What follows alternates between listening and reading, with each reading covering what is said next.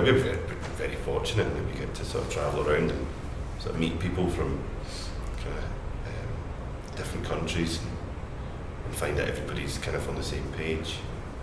I like going to places where it's completely different from what we see. Like Paul's talking about Glasgow. Of course, I love Glasgow, but we recently played in Taipei in Taiwan, and just people's attitude, or walking down a street market or something like that, the way that people interact with each other is very different. Or a few years ago, I went to Ethiopia, and again, just the way people react with each other is totally different from how you'd find at home. Even the way that people queue. In Ethiopia, people queue right next to each other, so they'll stand in a line. I remember when we got into the airport, the first thing we struck these big, long, snaking queues of people, and they're all standing that close to each other. And men will hold hands in a purely sort of platonic friendship kind of a way, but they'll hold hands, swinging their hands together, walking down the street. That's something that you only find in certain parts of London, for example.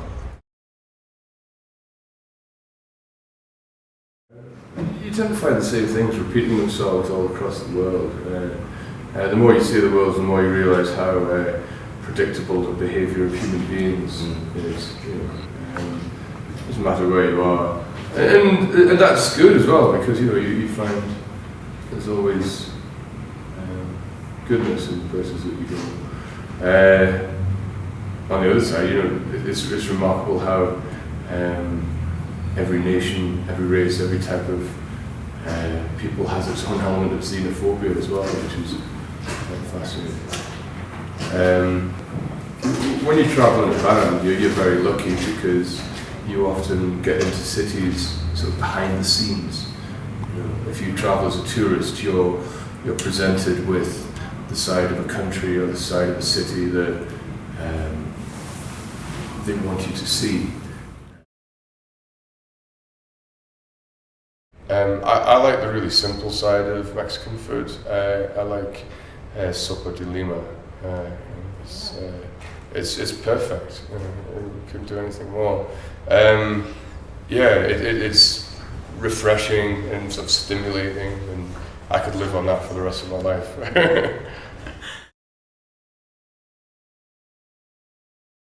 Nick's very good with languages. Well, not really. I just grew up in Germany. I speak German. But you can speak Spanish as well. Well, no. Get okay. A bit of French. And a bit of French, yeah. But it's really not really. Yeah. He's just being get by. modest. Well, test me, then you'll see. Okay, how about this one? Pablo Espanol. Pablo. Is that right? No. Oh. See, you're much better than me. Is Pablo Spanish? Right.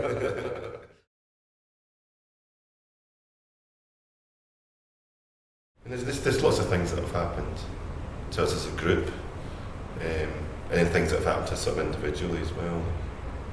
Obviously having kids is pretty special. Yada yada yada. It's pretty intense. Yeah. Anyone can have kids. Anyone can have kids. No. These don't have kids. When I got my dog, it was a great day. Yeah. Same thing. When kind of pieces of music come together as well, that's quite a good buzz. And when all four of us are sort of buzzing at the same time, that's a good feeling. Actually, I remember a really good memory for me with the band is the first time when we did our first single, Darts of Pleasure, and I got the 12-inch back, and I remember leaning it against the other records that I had beside my record player, thinking, we made that was good. Mm-hmm. I enjoy it. If I like the band, then I love it. It's like some of the greatest memories ever. That first row screaming. Yeah, I think when you're really into a band, and maybe you've been into them for years and you've never seen them live, and then you get the chance to see them live, and that's incredible. I love that. It's incredible. And you feel it sort of physically as well. Yeah. You feel it sort of here, and then you can feel like your skin in the back of your neck and stuff. What sort of bands are you thinking? Well, I mean, I remember I was a really big fan of Modest Mouse for years, and then we played a festival in Groningen in like 2004 or 2005, and they were playing, and it was the first time I'd seen them, and it was unbelievable.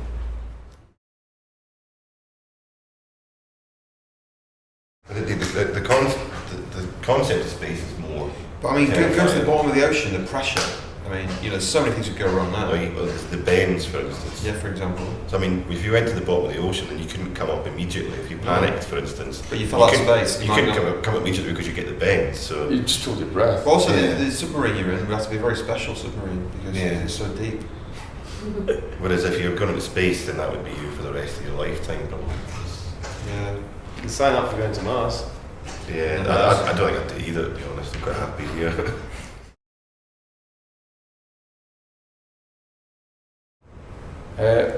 Biggest fear is being afraid of things, because I'm not really at the moment, but when you see old people, quite often they're just scared in general. Yeah. They're scared of what happens around about them, they're scared of political change, they're scared of new ideas, scared of young people, scared of technology, and yeah, I just hope I'm never scared.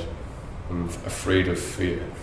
Now I had one experience in life where I was absolutely terrified. There was I was living with a friend of mine, and we lived just under a roof, and he climbed up on the roof, and it was at night, and he was going to have a smoke, and I went to sleep, and the next thing I knew, I woke up and I could hear someone screaming, and I thought he'd fallen off the roof, and I thought he was lying in his blood.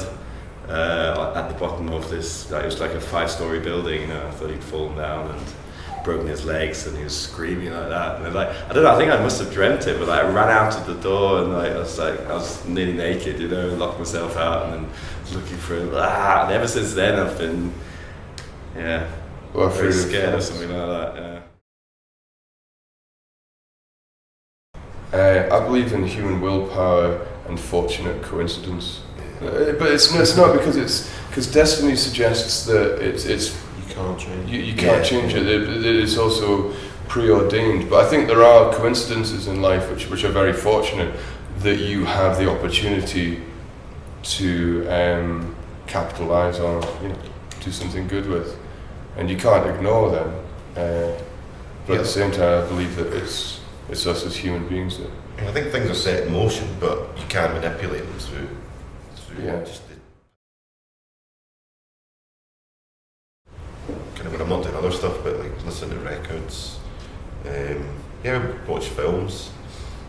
I know that when I'm on tour, me and my girlfriend will email each other and we'll plan things to do when I'm off tour, and so I guess they're probably the prime examples of things you can do. So like things like going for a long cycle ride, or going to the theatre, going to a classical music concert, because they're things that you can't do when you're on tour so easily, so they're great things to do.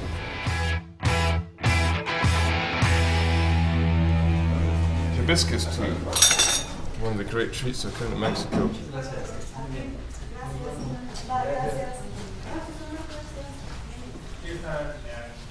I'm drinking hibiscus tea at the moment, which is very refreshing after a night of margaritas which I had last night. But yeah, I like the mezcal over here, that's very good.